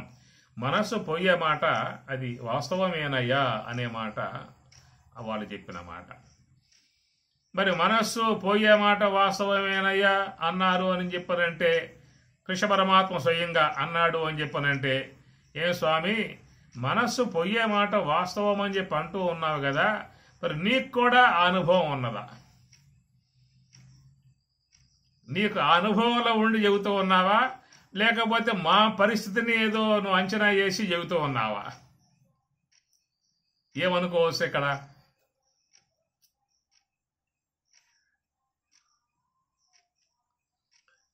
కాబట్టి మనం ఆలోచిస్తే తడతా ఉంటాయి ఆలోచనలు ఎట్లాగా. ఎందుకంటే ఆయన ధ్యానం చేశాడు, కృష్ణుడు కూడా ధ్యానం చేశాడు కదా. మన భారతంలో వచ్చే అంశము ధర్మరాజుల వారు ఆ సన్నివేశం మన భారతం శాంతి పర్వమునందు కృష్ణ పరమాత్మ ధ్యానంలో కూర్చున్న సన్నివేశం మనకి శాస్త్రం బోధిస్తున్న విషయము. పంచాత్మికంబైన పవనంబు నిగృహీతమైనది భవదింద్రియంబులు మనమునందాగబడ్డవి అవియును నదియును బుద్ధియందు దిగించి శుద్ధమైన నాలవ తెరవున లోలతారహితములుగాగా అన్నియును సంకలితములుగా నంచెత క్షేత్రజ్ఞునందు గూర్చిన వాడా ఈ పరమధ్యానమేమి కథన నొలసే నొకలోకమునకు కొండొక్క వింతలేక విస్మయము పొందినామది వినగనర్హమేని వినిపింపవే నాకు ఇత్యరంగు అని ధర్మరాజుల వారు కృష్ణ పరమాత్మ ఆయన ధ్యానం చేసే విధానాన్ని చూసి ఎంతో గొప్పగా ఉన్నటువంటి ధ్యాన విధానం స్వామి, నువ్వు ధ్యానం చేస్తూ ఉంటే నేను గమనించాను, ఎంత అద్భుతమైనటువంటి యొక్క ఆ స్థితి నేను గమనించాను. ఆ ప్రకారంగా మీరు పంచాత్మికంబైన పవనంబు నిగృహీతమైనది భవదింద్రియంబులు మనమునందాగబడ్డవి. ఆ ఊపిరి ఉచ్ఛ్వాస నిశ్వాసలు పూర్తిగా ఆగిపోయి ఉన్నటువంటి విధానంగా నాకు గోచరించింది. అట్లాగే జ్ఞానేంద్రియాలు కర్మేంద్రియాలు మనసు లోపల లయింపజేసి ఆ మనస్సుని ఆ బుద్ధిలో చొప్పించి ఇవన్నీ కూడా 4వ యోగ సమాధియగు బ్రాహ్మి అనుభవములో లీనమైపోయి ఉన్నటువంటి విధానమే నా మనసు గోచరించింది. అట్లాగా ఈ ధ్యానం చాలా గొప్పదిగా నా మనసుకు అనిపిస్తూ ఉన్నది. వినగనర్హమేని వినిపింపవే నాకు ఇత్యరంగు.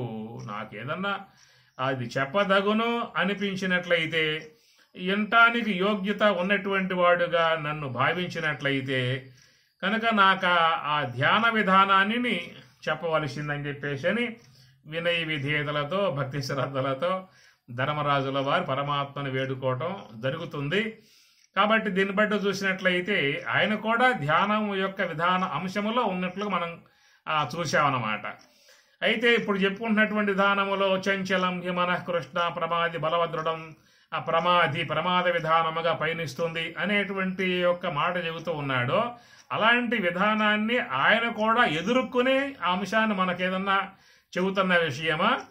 వాళ్ళ విషయంలో మాత్రం ఇలాంటి విధానం లేకుండగానే వాళ్ళు మనకి చెప్పే విధానం అని చెప్పి అన్నట్లయితే అది దేవతాంశముతో ఈశ్వరాంశముతో ఉన్న విధానం కాబట్టి వారికి దాని విషయంలో అంత శ్రమ అనే అంశముగా చెప్పే అవకాశము లేదు.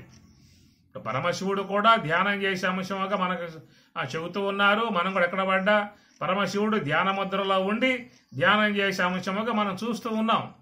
పరమశివుని విధానం అంతా కూడా ఆయన ధ్యానమే, ఎప్పుడు కూడా ధ్యాన ముద్రలో ఉంటాడు.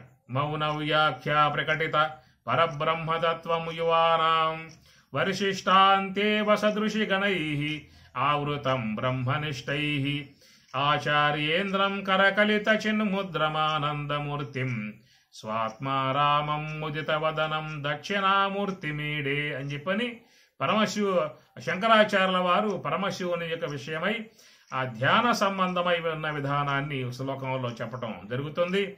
కనుక పరమశివుడు ధ్యానం చేసే అంశంగా చూస్తూ ఉన్నాం, కృష్ణ పరమాత్మ ధ్యానం చేసే అంశాన్ని చూస్తూ ఉన్నాం, రామచంద్రుడు కూడా ఆ ధ్యానం చేసే అంశముగా చూస్తూ ఉన్నాం, ఆంజనేయ స్వామి కానీ ఇట్లా దేవతలందరూ కూడా ధ్యానం చేసే అంశముగా చూస్తూ ఉన్నాం కదా.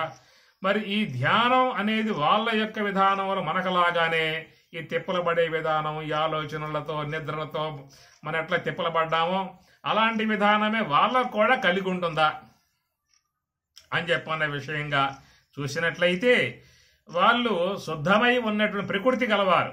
శుద్ధ సాత్విక విద్య అంటారు కదా, శుద్ధ సాత్విక విద్యతో ఉన్నటువంటి వారిని మనం దేవతలు అని చెప్పని అంటాం. ఎందుకు దేవత అని చెప్పి అన్నాము అంటే దివ్ అంటే ప్రకాశం, దీప్తవు అని అర్థం.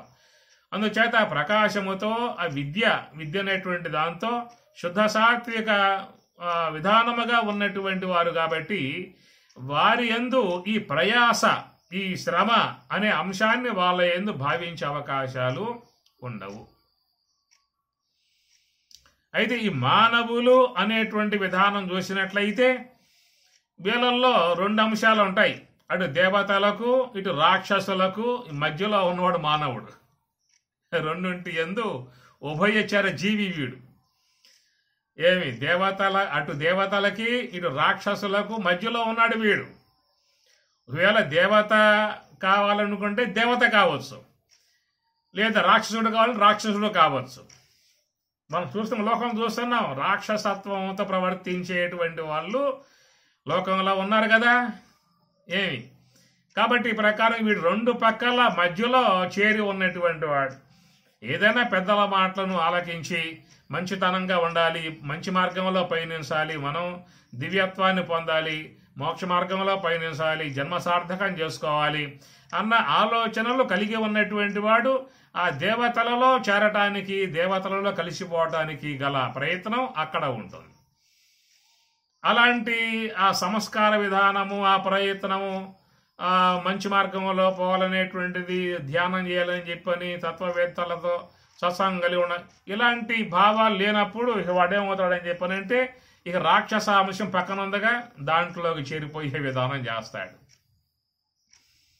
మహాత్మానస్తు మాం పార్థ దైవీ ప్రకృతిం ఆశ్రితాః భజంతి అనన్య మనసః జ్ఞాత్వా భూతాదిం అవ్యయం. చెప్పల గీతల పరమాత్మ. మహాత్మానహతు మహాత్ములు అయినట్లయితే మాం పార్థ దైవీ ప్రకృతిం ఆశ్రితాః మహాత్ములై ఉన్నటువంటి వారు మాం దైవీ ప్రకృతిని ఆశ్రయించి మాం ఈశ్వరునగు హంస యొక్క విధానంలో ఉన్నటువంటి నన్ను ఆశ్రయించి భజంతి అనన్య మనసః. అనన్యము అంటే అన్య మనస్కులు కాకుండా, వేరే వేరే మనస్సు పోకుండగా, ఆలోచనల్లోకి పోకుండగా నిశ్చల విధానములో ఆ హంస యొక్క మార్గములో, సోహము యొక్క మార్గములో ఉండి మాం ఉపాసతే నన్ను ఉపాసించేవారుగా ఉన్నారు. అట్లాగా ఉన్నటువంటి వారై వారు దివ్యత్వాన్ని వాళ్ళు పొందగలుగుతున్నారు. కాబట్టి వాళ్ళు మహాత్ములు అని చెప్పి అనే విషయంగా చెప్పుకురావటం జరిగింది. అదే సందర్భంలో మరి మనం చెప్పుకున్నాం కదా ఇంకో అంశం రాక్షసాంశం అని చెప్పేసి అని ఆ పక్కకు పోయే వాళ్ళు ఉన్నారు. ఎవరా వాళ్ళు? మోఘాశ, మోఘ కర్మాణ, మోఘ జ్ఞానావిచేతసః రాక్షసీం ఆశ్రీం చైవ ప్రకృతిం మోహినీం శ్రితాః. మోఘాశ వ్యర్థ ఆశలు, మోఘ కర్మాణ వ్యర్థ కర్మలు, మోఘ జ్ఞాన వ్యర్థ జ్ఞానం. మోఘ అంటే అర్థం వ్యర్థం ఏవి కనుక మనం వినియోగించే కాలం అంతా కూడా దేనికోసంగా అని చెప్పనంటే వ్యర్థ కర్మలను ఆచరిస్తూ ఉన్నాం, వ్యర్థ ఆశలను పెంచుకుంటూ ఉన్నాం, వ్యర్థ జ్ఞానాన్ని సంపాదించుకుంటూ ఉన్నాం. మన ఇంద్రియాల ద్వారా సంపాదించుకునే జ్ఞానం అంతా కూడా అనాత్మ జ్ఞానం, అజ్ఞానమే కదా. అనాత్మ జ్ఞానం బంధించేదిగా ఉన్నది. ఏదైనా మహాత్ముల దగ్గర కూర్చొని కాస్త గంట సేపు అయినా సత్సంగాలు చేసి, సద్గ్రంథాలు అధ్యయనం చేసి ఇలాంటి మార్గంలో పోతుంటే కొంత మంచి సంస్కారం వచ్చే అవకాశం ఏర్పడుతుంది. ఆ వాసనే లేకపోయే, ఆ ప్రయత్నమే లేకపోయే, ఆ ఊసే లేకపోయే ఏముందేమిటని చెప్పానంటే ఈ వ్యర్థ జ్ఞానం లోకంలో ఉన్నటువంటివన్నీ ఊడ్చుకొచ్చి మనసు లోపల పోయటము. మోఘాశ వ్యర్థ ఆశలు. ఎన్ని ఆశలు పెంచుకున్నా, ఎన్ని సమకూర్చుకున్నా ఈ మొత్తం అనాత్మ సంబంధ వస్తువులు, ప్రాపంచ సంబంధ వస్తువులు, పంచభూతాలలో చేరి ఉన్న వస్తువులు. కాబట్టి ఎక్కడో ఉన్నవి ఇక్కడ పెట్టావు, రేపు ఇంకొకడు వచ్చాడు ఇక్కడ ఉన్నవి ఆడబెట్టుకుంటాడు, తర్వాత ఇంకొక వ్యక్తి వచ్చాడు ఆడ ఉన్నవి ఇంకోసారి పెట్టుకుంటాడు. ఇట్లా మార్చటమేక ఏం చేస్తాం మనం? ఇంకేం అనాత్మ వస్తువులు ఏం చేస్తావు? ఎన్ని సమకూర్చుకున్నా కానీ ఏదో పూట ఉండిపోయేటువంటివే. కాబట్టి ఈ ప్రకారముగా జీవితంలో ఎంత అవసరమో అంతవరకు మాత్రమే సమయాన్ని వినియోగించి మిగతా సమయాన్ని పరమార్థం కోసంగా ఖర్చు పెట్టే విధానం సాధువుల యందు ఉంటుంది. కనుక మనం సాధువులుగా చెప్పేటువంటి వాళ్ళు యతీశ్వరులు అంటాం, సాధువులు అంటాం, మునులు అంటాం, ఆ మునీశ్వరులు అని చెప్పని అంటాం. వాళ్ళంతా గృహస్థులే. అందువల్ల వారు కూడా జీవితాన్ని గడిపారు, సంవత్సరాదులు శీలించారు. అయితే వాళ్ళు ఎంతవరకు ప్రపంచ వస్తువుల యొక్క విషయాల మీద, వనరుల మీద వాళ్ళ దృష్టి సారించారు అని చెప్పనంటే తమ తమ జీవితాలకు వినియోగించుకోవటానికి ఎంత అవసరమై ఉంటుందో ఆ మేరకు మాత్రమే కాలాన్ని హెచ్చించారు. మిగతా సమయాన్ని పరమార్థం కోసంగా దాన్ని కేటాయించారు.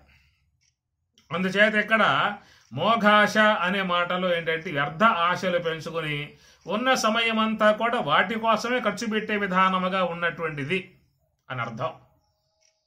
మోఘాశ మోఘ కర్మానహ, మనం చేసే కర్మలన్నీ కూడా వ్యర్థ కర్మలు. ఎన్ని చేసినా ఏమి చేసినా అవి పరమార్థానికి ఉపయోగపడేటువంటివి కావు, కాలగర్భంలో కలిసిపోయేటువంటివి.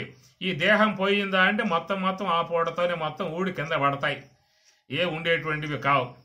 మోఘాశ మోఘ కర్మానహ మోఘ జ్ఞాన, మనం ఆర్జించే జ్ఞానం అంతా, ప్రపంచ జ్ఞానం అంతా కూడా అది బంధించేదే తప్ప మనం ఇడిపించే జ్ఞానం మాత్రం కాదు.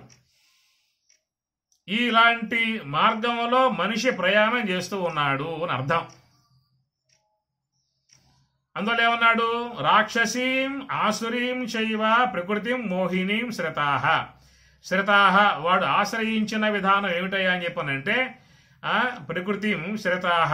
ఏమిటయ్యా ప్రకృతి అని చెప్పనంటే రాక్షసీం ఆసురీం, ఆసురీ సంబంధమై ఉన్న ఆ ప్రకృతి, రాక్షసీ సంబంధమై ఉన్న ప్రకృతి. అలాంటి వాటిల్లో ప్రవేశించినప్పుడు వాడేమైపోతాడు? రాక్షసుడే, అసురుడే. కాబట్టి మానవుడు అని అన్నప్పుడు వీడు సెంటర్ పాయింట్ వీడిది. అటు దేవతలకు కానీ రాక్షసులకు కానీ ఇటు సెంటర్ పాయింట్ వీడిది.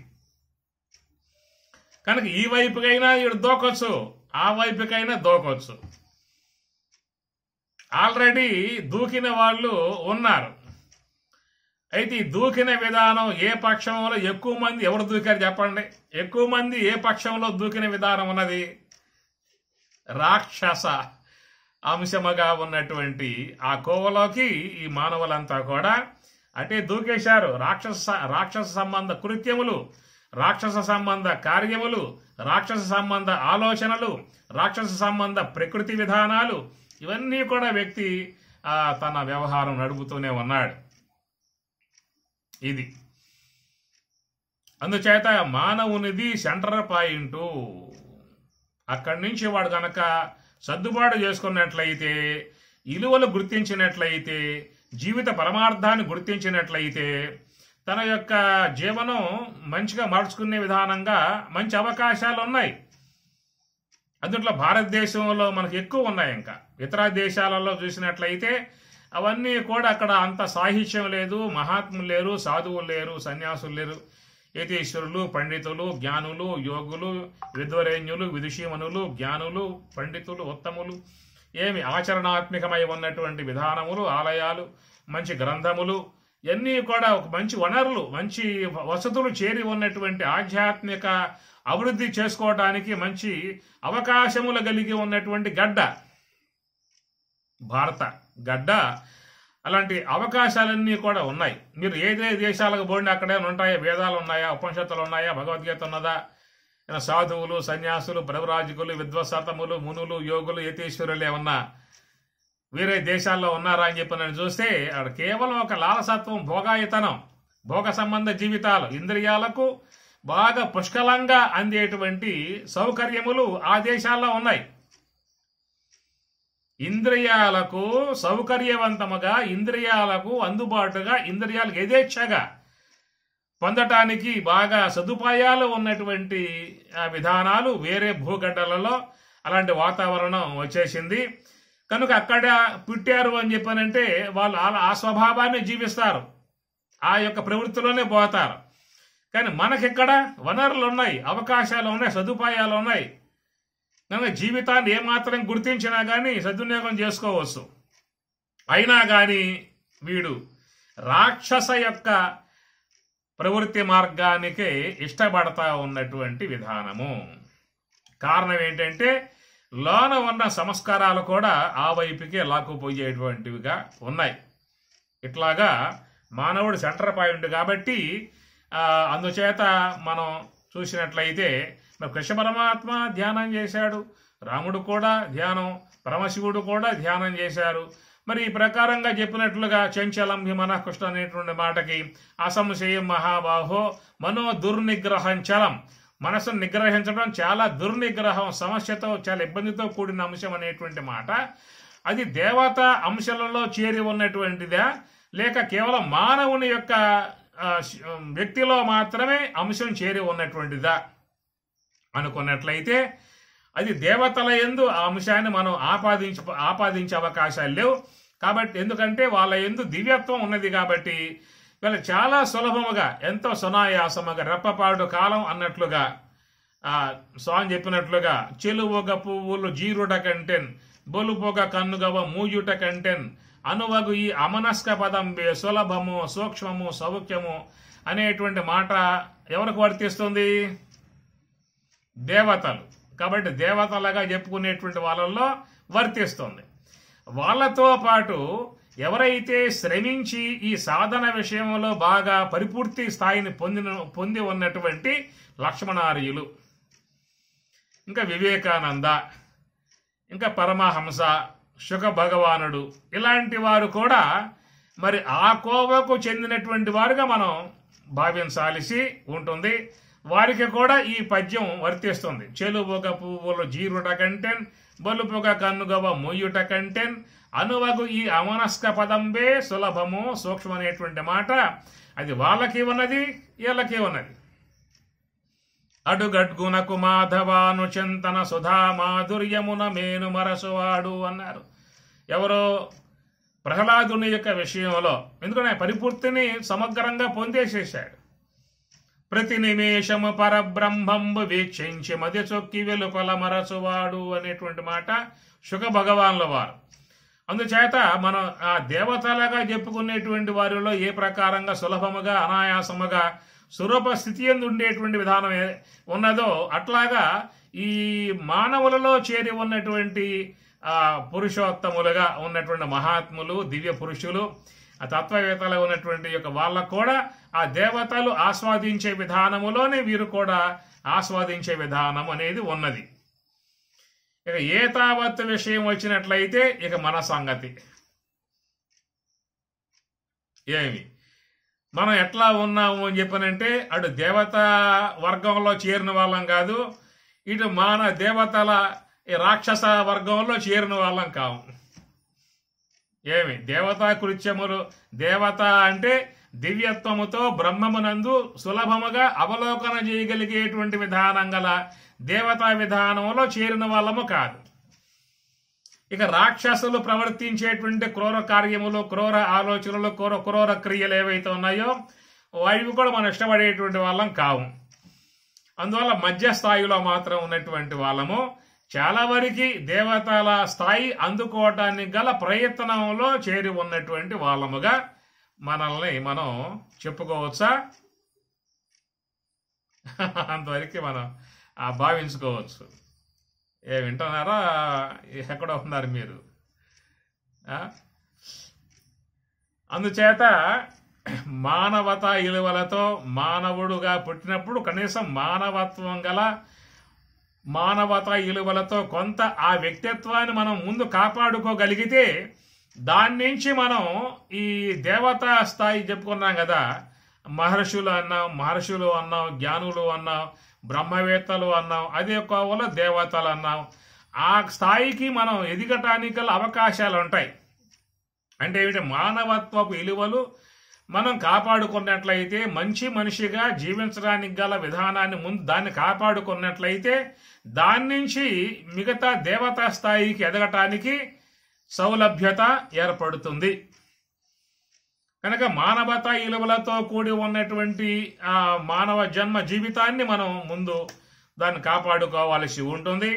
ఆ తర్వాత విషయంగా చూసినప్పుడు చక్కటి సాహిత్యాన్ని, చక్కటి అంశాలను, సోహంభావ ధ్యానాన్ని, ఆ మూల విచారణ, మూల తత్వ విచారణ, అంతరార్థము, పరమార్థం అని చెప్పుకుంటున్నాం కదా.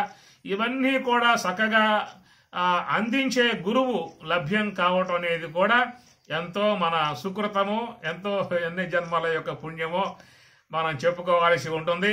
కనుక అది కూడా మన జీవితంలో అదృష్టం కొద్దీ ప్రాప్తించింది.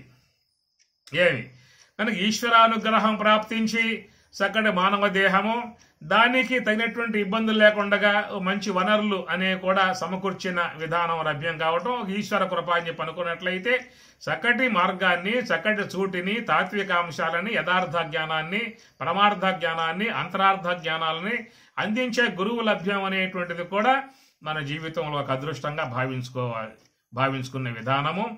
ఆ తర్వాత మన పక్షంలో ఉన్నటువంటి అంశాన్ని మనం సమర్థవంతముగా నిర్వర్తింపజేయటానికి మనం సన్నద్ధులం కావాలి. ఇక్కడే మనకున్నటువంటి పాయింట్ అన్నమాట. అందుచేత లభించినటువంటి యొక్క ఆ మార్గాన్ని మనం మరి సమర్థవంతముగా మనం కూడా శ్రద్ధ వహించి మనకున్న సమయాలు మనం వాడుకోవటానికి సిద్ధపడాలి. ఇప్పుడు ఉదయం మీకు మెలకు వచ్చింది, 4కే మెలకు వస్తుంది. ఇప్పుడు వయసు పైబడింది కాబట్టి అందరూ 50 పైపాటే, కింద మాట ఏం కాదుగా. మనకున్న జూములో ఉన్న వాళ్ళంతా కూడా 50 పై మాటే, కింద మాట ఏం లేదు. 50 తర్వాత 60, 70 కూడా 80 కూడా వేసుకోవచ్చు. ఏమి అన్న తర్వాత ఇంకా ఎక్కువసేపు పడుకుందామని చెప్పి అన్నా కూడా నిద్రా దేవత అంగీకరించదు. సాలే నాయనా, నీకు 4 కల్లా మెలకు వచ్చేసింది కదా అని చెప్పేస్తుంది. కనుక అప్పుడు 4 గంటలకు నీకు మెలకు వచ్చినప్పుడు మనం ఆ సమయాన్ని ఏం చేయాలి? ఆ పక్కకు దొర్లి, ఈ పక్కకు దొర్లి, ఇంకా నిద్ర రావట్లే అని చెప్పి ఆ తలకాయ పట్టుకేసి బాదుకొని ఆ నిద్రా దేవతను తిట్టుకుంటూ చేసుకోవాలా? లేక ఆ సమయం గురుదేవుడు జ్ఞాపకం చేసుకొని చక్కగా మీరు కుర్చీ వేసుకోండి, కుర్చీలో కూర్చోండి. ఆ సమయం బాగా వాడుకోవచ్చు మనం. అది మంచి సమయం. అది ఈశ్వరుని చేత క్రియేట్ చేయబడ్డటువంటి సమయం. అది ఎంతో నిశ్చలముగా ఉన్న సమయం, నిశ్శబ్దంతో చేరి ఉన్న సమయం. సర్వేంద్రియములో కూడా సుషుప్తి యోగ సమాధిని పొంది బయటకు వచ్చిన సమయం అది. ఏ ఇంద్రియముల యందు కూడా అంత ఉత్తేజము, అంత పరుగులు తీసే విధానం అక్కడ ఉండదేక. కనుక ఆ సమయం గనక మనం ఈ వైపుకు తిప్పేటువంటి ప్రయత్నం చేసినట్లయితే ముందెత్తులో మనకు కొంచెం కష్టం అనిపించవచ్చు. ఎందుకంటే అలవాటు లేదు కాబట్టి ముందెత్తులో కొంచెం కష్టం అనిపించవచ్చు. అదే కొద్ది కాలం కనుక చేసినట్లయితే మీకు ఆ సమయం, మీకు స్వాభావికత వచ్చేసేసి నువ్వు ఏ పూట చేయకపోతే ఆ పూట నీకు బాగుండదు, అది వస్తుంది. అందువల్ల ఇప్పుడు 6, 7 అనుకోండి, అక్కడ పనులు ఆరంభం అవుతాయి, ఇంట్లో కార్యాలు ఆరంభం అవుతాయి. తప్పనిసరిగా అందుబాటుగా వాళ్ళకి మనం ఉండాల్సి ఉంటుంది. ఏవేవో చేరిపోతే పనులన్నీ కూడా అంత సమయం మనకు ఉండే అవకాశం లేదు. 4 గంటలకు మెలకు వస్తుంది. తప్పనిసరిగా 10 గంటలకు మీరు పడుకుంటే మాత్రం 4 కల్లా తప్పనిసరిగా మెలకు వచ్చే తీరుతుంది. ఎంతన్నా తన్నుకో ఏమన్నా చేసుకోగాక అది మాత్రం వచ్చే తీరుతుంది అంతేక. కనుక నీవు 4 నుంచి 6 దాకా 2 గంటలు చక్కగా ధ్యానం చేసుకోవచ్చు. అప్పుడు లెగుస్తామండి, 4 గంటలు లెగుస్తాం కదా, మరి నీళ్లు వేడి చేసుకోవాలి, ఇంకే కొన్ని వ్యవహారాలు ఉంటాయి, అవన్నీ పూర్తి చేసుకోవాలి, స్నానం చేసుకోవాలి, మంచి బట్టలు వేసుకోవాలి అనేటువంటి భావాలు. కాబట్టి ఇక్కడ ఏంటంటే మనకు చూసినట్లయితే కృష్ణ పరమాత్మ కూడా చెప్పిన మాట, ఆశీనోవా శయానోవా గచ్చన్ తిష్టన్ సదా అశుచి అనే మాట వాడతాడు. సర్వకాల ప్రయత్నేన యోగయుక్తో భవార్జున. ఉదయం లేవగానే 4 గంటలకు ఇలాంటి ఊహలు అవసరం లేదు. ఏదన్నా తొందరపాటు పనులుంటే పూర్తి చేసేసుకోండి. కానీ ఆ సమయంలో స్నానం చేయాలి, తరణ స్నానం చేయాలి, పొట్టు ధరించాలి, ఇవన్నీ ఏమి అవసరం లేదు. అట్లా లెగిసారా, కాస్త ముఖం పుక్కులించి ముఖం కడుక్కున్నారా, ఏదో సాప వేసుకున్నారా, కూర్చున్నారా. అయితే సాప వేసుకు కూర్చుంటే ఎక్కువసేపు చేసే అవకాశం ఉండదు. కొంతమందికి అలాంటి సమయంలో ధ్యానం చేసే అలవాటు అనేది ఏర్పడ్డప్పుడు వాళ్ళలో ఒక విధానం క్రియేట్ అవుతుంది. మన యొక్క శరీరంలో ఉన్న లక్షణం ఏమిటని చెప్పానంటే పలుమార్లు చేశాము అని చెప్పానంటే శరీరంలో ఆ అలవాటు స్వాభావికం అవుతుంది. మనం ఒక సమయంలో భోంచేయటం అలవాటు చేశాం కాబట్టి ఆ సమయం కాగానే మీకు ఆ దేహం చెప్తుంది అయ్యా ఆకలి అని చెప్పేస్తుంది. ఒక సమయంలో పడుకోవటం నిద్రపోవటం అలవాటు చేశాం కాబట్టి ఆ సమయం కాగానే ఆవలింతలు ఆరంభమవుతాయి. ఇక పడుకోమని చెప్పేస్తుంది దేహం. అట్లాంటి విధానమే ఈ ధ్యానం అనేటువంటి అంశము కూడా. ఒక సమయంలో మనం కొద్ది కాలం పాటు చేసుకుంటూ వచ్చామంటే దానికి ఆ విధానం అలవాటైపోయిన తర్వాత అదే చెబుతుంది కూర్చో ధ్యానంలో అని చెప్పేసి అదే చెబుతుంది. కనుక దేహములో ఒక విధానం పరమాత్మయే ఈశ్వరుడు నిర్మాణం చేసేశాడు. శరీరానికి నువ్వు ఏ అలవాటు చేసినా కానీ అది కొద్ది కాలం అట్లా ఉండాలి, తర్వాత అలవాటు అయిపోతుంది దానికి. కొంతమంది పాములు పట్టేటువంటి వారు ఆ చిన్నప్పటి నుంచే ఆ విషాన్ని అలవాటు చేస్తారు దేహంలోకి. ఎంతెంత తాగుతారు? మొదలుపెట్టిన పూట అంశ గ్లాస తాగితే విషమాడు. ప్రారంభం చేసిన పూట చిన్న ఆవగింజ అంతా.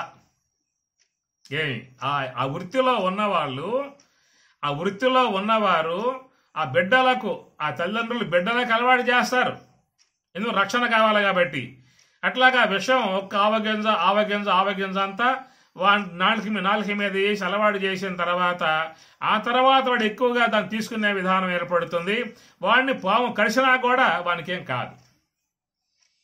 కాబట్టి ఈ ప్రకారంగా శరీరములో ఏమిటంటే ఏదైనా ఒక్కసారిగా అంటే అది ఒప్పుకోదు. దానికి ఏంటంటే మెల్లగా అలవాటు చెయ్యి, అది తనలో ఇమిడ్చుకుంటుంది, అలవాటు చేసుకుంటుంది, ఒక స్వాభావికత అనేటువంటిది వస్తుందన్నమాట. అట్లాగా మనం ఇప్పుడు సమయం అనుకున్నాం కదా, ఉదయం పూట బ్రాహ్మీ ముహూర్తం 4 గంటల నుంచి ఆ సమయాన్ని మనం వాడుకునే విధానంలో ముందెత్తులో మనకు అలవాటు లేదు కాబట్టి దేహం ఒప్పుకోదు. కొద్ది కాలం చేసామనుకో మెల్లగా ఆ దేహం అలవాటు వచ్చేస్తుంది, బాగా చేసుకునే అవకాశము ఏర్పడుతుంది. ఆ సమయాన్ని వాడుకోవచ్చు. అట్లనే అమ్మగారులు మధ్యాహ్నం పూట వంట అయిపోయిన తర్వాత కూడా సమయం ఉంటుంది, ఆ సమయాన్ని వాడుకోవచ్చు. భోంచేసిన తర్వాత భుక్తాయాసంతో నిద్రపోయి లేచిన తర్వాత మళ్ళా సమయం మధ్యలో ఉంటుంది, అది కూడా వాడుకోవచ్చు. సాయంత్రం స్నానం చేసిన తర్వాత కొంత సమయం ఉంటుంది భోంచేయడానికి ముందు, అప్పుడు వాడుకోవచ్చు. భోంచేసిన తర్వాత నిద్రపోవడానికి ముందు కొంత సమయం నిద్ర రావడానికి ఉంటుంది కాబట్టి అక్కడ వాడుకోవచ్చు. ఇట్లాగా ఆశీనోవా శయానోవా గచ్చన్ తిష్టం సదా అశుచి సర్వకాల ప్రయత్నేన యోగయుక్తో భవార్జున్ అన్నట్లుగా ఆ ధ్యానం అనేటువంటి అంశం మన జీవితంలో ఒక ప్రధాన అంశముగా మనం తీసుకున్నప్పుడు దాని పట్ల శ్రద్ధ వహించే అవకాశం ఏర్పడుతుంది. మనం దేని విషయంలో శ్రద్ధ వహిస్తామో మనం దానికోసంగా ఎంతో కష్టపడతాము. నువ్వు దేని విషయంలో శ్రద్ధ వహిస్తావో దాని విషయంలో ఎంతో కష్టపడతావు. కష్టం అని చెప్పి అనుకో. అలాంటివి లేవా మన జీవితంలో? ఏవి శ్రద్ధ వహించినట్లయితే ఆ శ్రద్ధ ఉన్న చోట నీకు ఆ పడే శ్రమ నీకు శ్రమగా ఉండదు. ఆ శ్రమగా ఉండదు అనే విధానం ఉన్నది కాబట్టి అందరూ కూడా ఆ మార్గంలో ఒక ఉన్నత స్థాయిలో ఎదగటానికి మంచి ఉద్యోగస్తులుగా, మంచి ప్రొఫెసర్లుగా, మంచి వ్యాపారవేత్తలుగా, మంచి పరిశోధకులుగా ఎట్లా కాగలిగారు? ఎవరు దేని పట్ల ఏ శ్రద్ధ వహించారో ఆ శ్రద్ధ వహించిన విషయంలో అది వాళ్ళకి శ్రమ అనిపించదు. అదే ప్రకారంగా మనకు ఒక పారమార్థికత ప్రాప్తించింది కాబట్టి దీని విషయంలో కూడా మనం పూర్తిగా శ్రద్ధ వహించినట్లయితే అది మనకు శ్రమ అనిపించదు. ఇంకా నాకు సమయం లభ్యం కాలేదే, ఇంకా నాకు సమయం కుదరటం లేదే అన్న తాపత్రయం ఏర్పడుతుందే గాని ఈ సాల్లేబ్బా అన్న మాట మాత్రం మీకు వచ్చే అవకాశం లేదు. అది శ్రద్ధ వహించుట. శ్రద్ధావాన్ లభతే జ్ఞానం తత్పర సంయతేంద్రియ జ్ఞానం లబ్ధ్వా పరాం శాంతిం అనే విధానముగా శ్రద్ధ వహించి ఉండుట ప్రధానాంశం. అయితే ఇక్కడ ఏమిటని చెప్పని ఈ ధ్యాన విషయం ఒకటి, జప విషయం ఒకటి, రెండు ఉన్నాయి. అయితే ధ్యానం అనేది కూడా మనం చెప్పుకొచ్చే విషయంలో దర్భాసనం వేసుకో, పైన జంక శర్మం వేసుకో, తెల్ల వస్త్రం వేసుకో, అతను పద్మాసనం వేసుకోవాలి. దర్భసాప, జంక శర్మము, తెల్ల వస్త్రము, పద్మాసనము, చిన్ముద్ర ధారణ, ఇవన్నీ కూడా ఒక సాంప్రదాయ విధానంగా చెప్పుకొచ్చే అంశం ఉందండి ఇక్కడ. శుచ ఉద్దేశే ప్రతిష్టాప్య స్థిరం ఆసనం ఆత్మన అని చెప్పేసి ఒక సాంప్రదాయ విధానముగా చెప్పుకొచ్చే అంశము ఉన్నది. ఆ అంశాన్ని ఉదయం పూట మీరు పూజా విధానాలలో ఉన్నప్పుడు దాన్ని పాటించండి. పూజా విధానాలలో ఉన్నప్పుడు అవన్నీ పాటించాలి. పూజ అయిన తర్వాత కూడా ఆ పద్మాసనం వేసి ఆ దర్భసాప మీద కూర్చొని చక్కగా శుచిర్భూతులై ఈ భూతి కానీ, కుంకుమ బొట్టు కానీ, ఇంకేదైనా గంధం కానీ ఇలాంటివి ధరించి ఉండటం కూడా, మంచి దుస్తులు ధరించడం కూడా, ఇవన్నీ కూడా ఒక ఆచార విధానములో ఒక శుభ సూచకంగా ఉండేటువంటి విధానము. దాన్ని ముఖ్యంగా పాటించాల్సి ఉంటుంది. రెండవ విధానం ఏంటని చెప్పానంటే ఈ ధ్యాన విషయంలో నీకు ఎప్పుడైనా కూడా చేసుకునే అవకాశం ఉన్నది. దర్భాసనం వేసుకోవాలి, జంక శర్మం వేసుకోవాలి, ఇలాంటివన్నీ ఏమి లేదు. సోఫాలో కూర్చున్నావు కదా, ఆడే నిఘాలో ఉండు. మంచం మీద కూర్చున్నావు, సమయం ఉన్నది, ఆ నిఘాలోకి వెళ్ళిపో. ప్రయాణం చేస్తున్నావు బస్సులో, సమయం ఉన్నది, ఆ నిఘాలోకి వెళ్ళిపో. ఎక్కడెక్కడ నీకు సదుపాయాలు, అవకాశాలు ఏర్పడుతూ ఉంటాయో అక్కడక్కడల్లా కూడా మనం ధ్యాన విషయాన్ని కొనసాగించుకోవటం అనేటువంటిది చాలా మంచి విధానము. దానికి మరొకటి సహకారముగా ఉన్న విధానం ఏంటని చెప్పానంటే జపము. జపము కూడా చాలా మంచి విధానం. తస్మాత్ సర్వేషు కాలేషు మాం అనుస్మర అనే మాట కూడా ఆయన చెప్పాడు, స్వామి చెప్పాడు. తస్మాత్ సర్వేషు కాలేషు యోగయుక్తో భవార్జున, యోగముతో ఉండమని చెప్పని అన్నాడు. తస్మాత్ సర్వేషు కాలేషు మాం అనుస్మర. అందుచేత నీవు నడుస్తూ ఉన్నా, కూర్చుని ఉన్నా, ఎక్కడ ఉన్నా కానీ నీకేంటంటే శ్వాస గమనించడంలో కొంచెం ఇబ్బంది ఉంది, కానీ మనస్సులో ఆ నామాన్ని స్మరింపజేసుకోవటంలో ఇబ్బంది నీకు ఉండదు. ఇది చాలా మంచి అలవాటు. ఎందుకంటే మనం ఈ పని చేయకపోయాము అంటే మనస్సు తన పని తాను చేసుకోబోతుంది. మనస్సు ఊరుకోదు. మనం గనక ఊరుకున్నాము అంటే అది ఊరుకుంటుందా? మనం ఊరుకున్నాం అనుకో, జపం చేయటం ఊరుకున్నాం అనుకో, అది ఊరుకుంటుందా? ఏం చేస్తుంది అది? అనేక ఆలోచనలు, తనకు ఏవైతే ఉన్నాయో సంస్కారాలు, అనేక ఆలోచనలతో పాటు కూడా ఇంకా చెడు ఆలోచనలు, వాడెట్లా, వీడెట్లా, అదెట్లా, ఇదెట్లా, ఇంకా దారుణంగా వచ్చే ఆలోచనలు, ఎట్లా వాళ్ళని చేయాలి, ఎట్లా వాళ్ళని ఈ విధంగా చేయాలి, ఇట్లా కూడా కొంతమందిలో వచ్చే ఆలోచనలు, దారుణంగా చేసే ఆలోచనలు మనసు లోపల వస్తూ ఉంటాయి. మనం అంటూ ఉంటాం, ఏమిరా నీకు ఆలోచన వస్తే లోనే పెట్టుకోలేవా, పైకి అంటావా అంటారు. మనం అంటూ ఉంటాం మన లోకంలో. ఒకవేళ నీకేమో ఆలోచన వస్తే అనుకో, లోపల తిట్టుకో.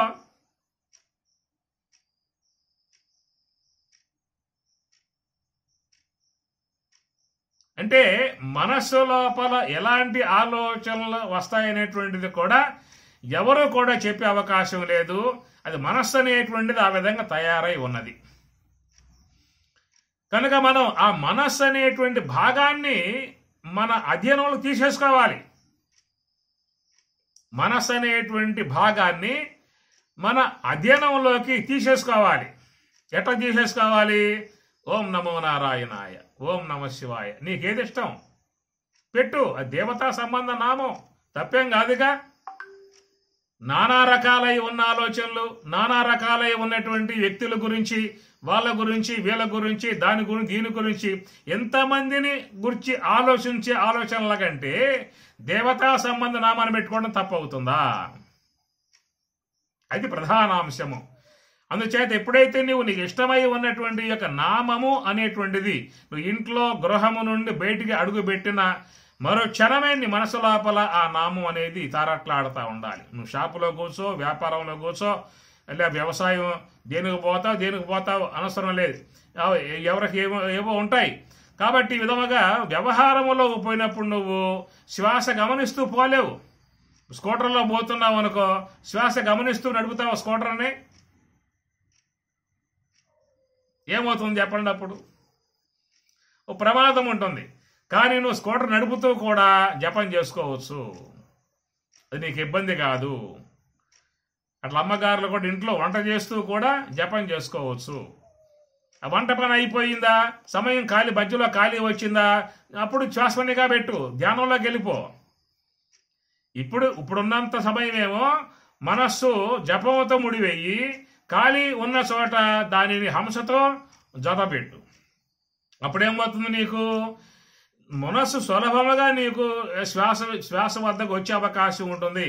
ఎందువల్లంటే ఒకే ఒక్క నామాన్ని పెట్టుకున్నావు కాబట్టి, ఓం నమ శివాయ, ఓం నమో నారాయణాయ, ఓం నమో భగవతే వాసుదేవాయ, ఓం ఆంజనేయాయ నమః, ఓం జగన్మాత్రే నమః, ఏదో ఒకటి సంథింగ్ ఒక నామం పెట్టావు కాబట్టి నీవు ధ్యానం వద్దకు వచ్చినప్పుడు ఆ ఒక్క నామం తీయటం సులభం నీకు. ఈ 100,000,000 నామాలు, సహస్రనామాలు, 1000 లక్ష నామాలు ఈ జపించేటువంటి యొక్క మనస్సు ఏదైతే ఉన్నదో దాని నుంచి బయట వేయటం మన వల్ల కాని విధానము. కాబట్టి నువ్వు మనస్సుని యథేచ్ఛగా వదిలిపెట్టేశావు. ఎట్లయితే బిడ్డను అదుపులో పెట్టకుండా వదిలిపెట్టినట్లయితే వాడెట్లా విచ్చలవిడిగా తయారవుతాడో, ఏ ప్రకారంగా వాడిని కంట కనిపెడుతూ వాడు చేసే చర్యలను గమనిస్తూ మందలిస్తూ ఉన్నప్పుడు నీకెట్లా వాడు నీ అధీనంలో ఉండి మంచిగా ప్రవర్తించే విధానం ఉంటుందో, అదే ప్రకారముగా లోపల ఉన్నటువంటి యొక్క మనస్సు యొక్క విధానంగా కూడా మనం అన్ని వ్యవహారాలలో కూడా దాని గమనికలో ఉన్నట్లయితే దాని విషయం నుంచి నువ్వు ధ్యానంలోకి సులభముగా పోయే అవకాశము ఏర్పడుతుంది. అలాంటి ఆ జప విధానము జీవితంలో అలవాటు ఉన్నటువంటి వారికి ధ్యానములో చాలా సులువుగా ముందుకు పోయే అవకాశం చాలా ఉన్నది.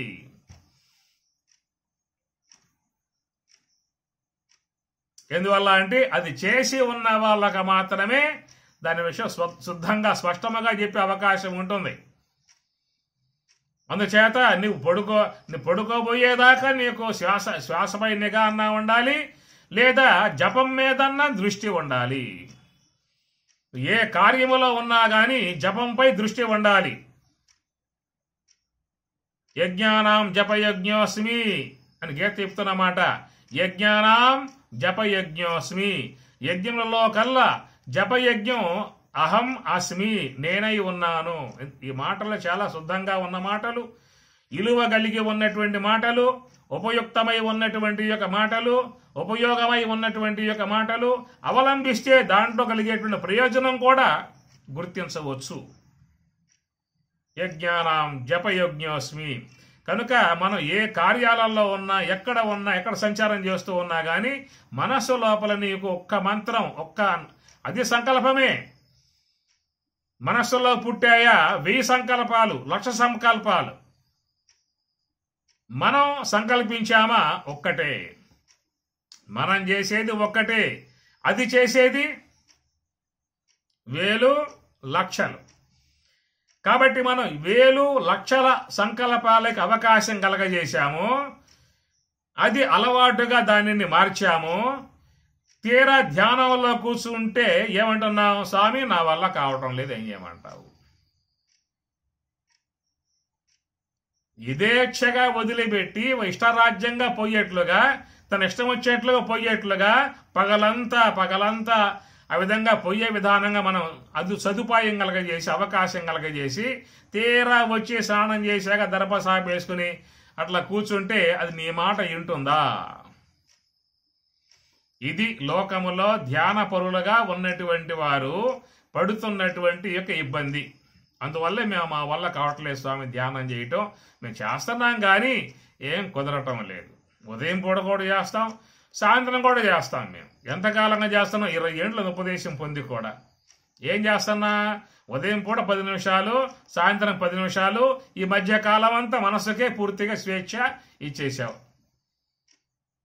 కాబట్టి ధ్యానములో ముందుకు పోవటం అనేటువంటి యొక్క విషయముగా మనకున్న ఇబ్బంది ఇది.